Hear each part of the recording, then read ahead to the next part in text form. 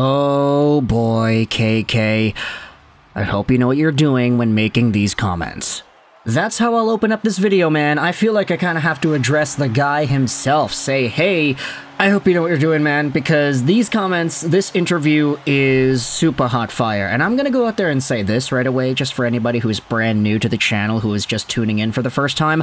I'm not in Montreal. I'm a Canucks fan. Canadiens are my second favorite team, but I am located in Vancouver. So please don't group me into that collection of Montreal media doing their thing. I'm not even media, I just make YouTube videos. It's not really the same thing.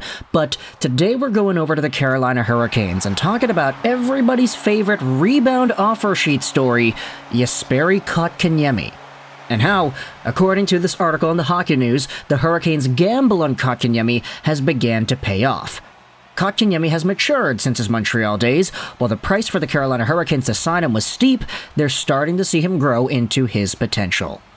This piece was written and published by Jacob Stoller from 2 days ago, so link in the description if you want to go ahead and read it. It's an entire just kind of dive into KK as the player, and it has comments of his made in an interview, which is kind of why we're even making this video in the first place. But before we dive into why this is so super hot fire, we're going to have to go over KK and just talk about the profile first and foremost here too. So Jesperi Kotkaniemi, as we all kind of know, former Montreal Canadiens 3rd overall pick in 2018. 22 years old, 6'2", 201 as a left-handed center, and he signed till the end of 2030, making $4.82 million a season. Back in his rookie year in Montreal, he had 34 points in 79 games played as an 18-year-old. He was the first player in any of the Big Four sports leagues, the NHL, the NBA, the NFL, and the MLB, to be born in the year 2000 and beyond. Quite an outstanding piece of trivia, but Jesperi Kotkaniemi holds the title for that. 34 points, as we had said, which was actually a really good and strong rookie year for a guy that a lot of people said could have been, at his very best, a top 6, if not first-line caliber two-way center. A guy who could play on both ends of the ice, who could score some points, and sort of break out in that Alexander Barkov sort of mold. Kotkaniemi outproduced Barkov in his first NHL season, after all. But as the years went on, KK was never really as good as we thought he could become after that rookie season.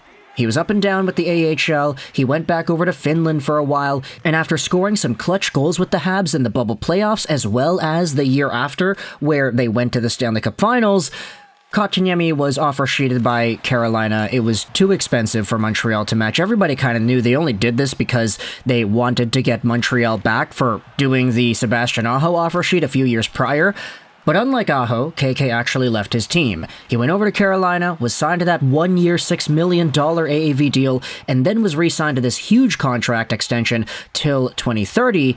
But unfortunately, Kotkaniemi still didn't break out in that Alexander Barkov sort of mold that people were expecting he'd be able to do back in 2018.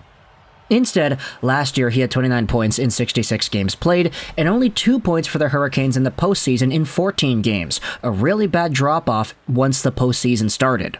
This season, though, KK actually does have that career high in goals and points. 37 points, 15 goals in 76 games played. He's on pace for an 82-game season of 16 goals and 40 total points, which honestly isn't the worst thing in the world. If you go out there and try to analyze where things can go in the next few years, okay, 22-year-old guy, middle six caliber center, he's getting better, he's actually progressing now as an NHL athlete, and he scores at a 40-point pace at 22 years old. What more next season when he gets a little bit more comfortable and maybe a little bit more offensively potent or maybe more polished in the offensive zone?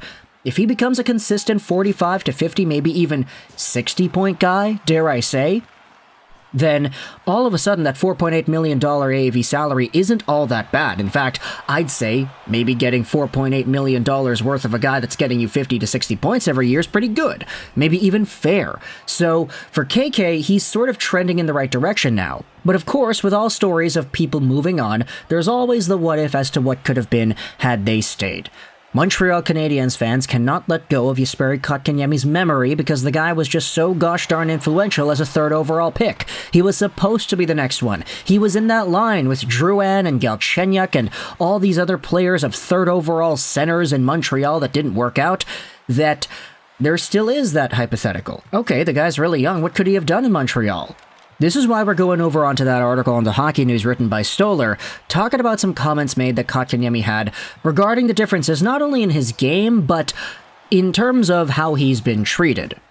After recording 34 points in 79 games as a rookie, the Finnish center struggled mightily in his second and third NHL seasons.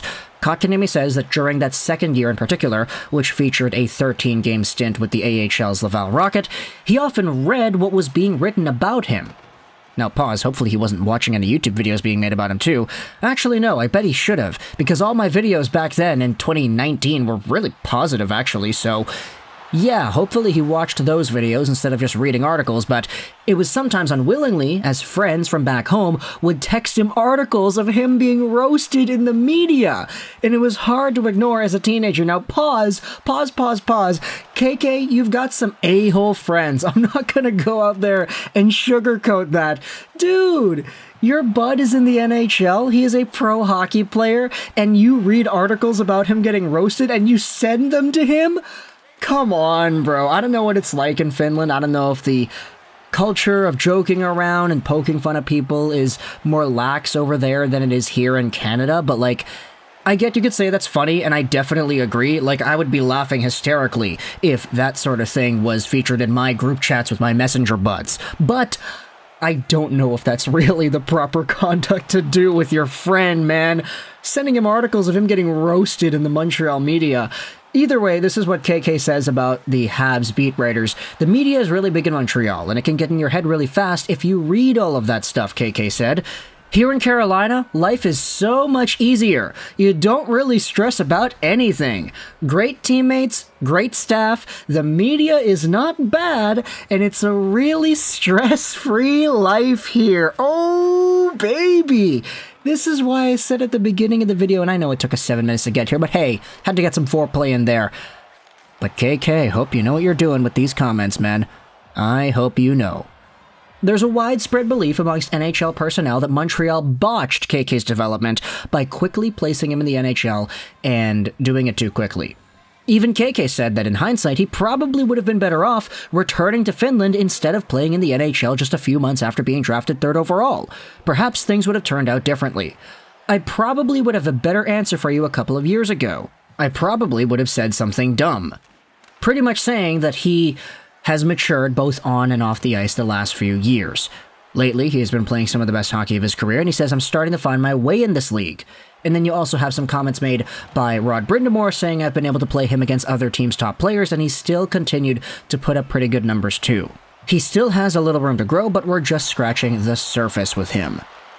And so, for KK, it is very intriguing to see how things have gone from Montreal over to Carolina. There's a more in-depth look as to the drafting situation and whatnot as the article goes on. There are some comments made by Don Waddell as to whether or not the Canadiens, or the Hurricanes, would have been able to get somebody of Kotkaniemi's talent had they not done that offer sheet, but either way, it's all going to be there. Also, Don Waddell says that they see him as a potential 60 to 70 point guy, and if that's the case, then okay, $4.82 million a year until the end of 2030, until the end of the decade pretty much. Yeah, that's a great value for a guy that can get you 60 to 70 points. It's just, we have to see him get there first. So, hopefully he's able to do that for the sake of the Carolina Hurricanes and their contract situation. Also, it would be kind of funny to see Montreal fans whining about how good he became afterwards, but I know, I have a lot of Canadiens fans that watch these videos. You know I love y'all. I'm just poking a little bit of fun here and there. That's it, you know? Like, would it not be kind of funny for Montreal if KK became the next Barkov and had a 100-point year or whatever? Like,